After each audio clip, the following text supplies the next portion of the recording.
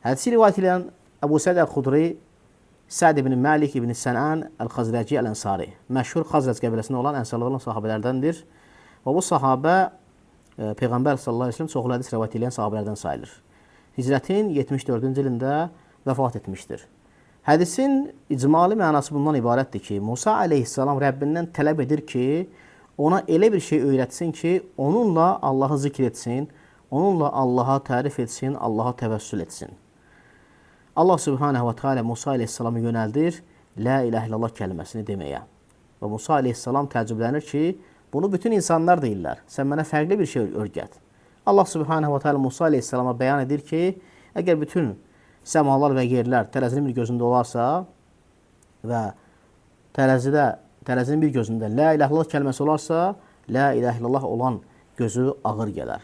Və bu da La ilahe illallah kəlməsinin fəzilətinə dəlalət edir. Hədisdən çıxan faydalardan hədis bizə bəyan edir La ilahe illallah kəlməsinin fəzilətini və tövhidin və ixlasın üstünlüyünü. Eləcə də hədis bizə bəyan edir Musa əleyhissalamın fəzilətini, Allaha yaxınlaşmağa olan hərisliyini bizə bəyan edir. Bugün necə bəzi insanlar Allaha yaxınlaşmaq üçün daşlara, qəbirlərə sitayiş edirlər, üst tuturlar. Halbuki insan bilməlidir ki, Allaha yaxınlaşmağın yollarını Allah sənə bəyan edir və onun Rasulü sənə bəyan edir. Həmçinin də hədisdən çıxan faydalardan İbadət yalnız Allahın qoyduğu qaydalara əsasən olmalıdır. İnsan özündən hər hansı bir ibadəti ixtira edib çıxarda bilməz. Necə ki, Musa əleyhissalam istəsəydi özündən bir şey çıxarda bilərdi. Lakin nə etdi? Allahdan tələb etdi ki, mənə elə bir şey öyrət ki, onunla sənə dua eləyim, onunla səni zikr edim. Və həmçinin də hədisdən çıxan faydalardan La ilahe illallah kəlməsi həqiqətən də əzəmətli bir kəlmədir və həm zikirdə, həm də duada, həmçinin də digər ibadətlərdə.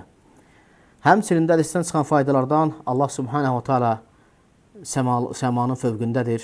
Necə hədisdə bəyan etdi Allah Subhanahu wa Taala hədisdə.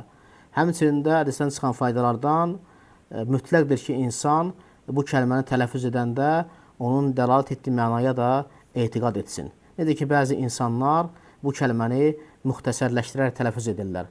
Allah, Allah deyirlər, sonra onu daha da müxtəsərləşdirib hu deyərək davam edirlər. Halbuki bunun heç bir mənası yoxdur. Gərək ki, insan ləfzətullahı, yəni Allah kəlməsini mütləqdir ki, insan hər hansı bir kəlmələrlə birləşdirərsə ki, məna versin. Misal üçün, Allahu Ekber və yaxud da La ilahe illallah və s.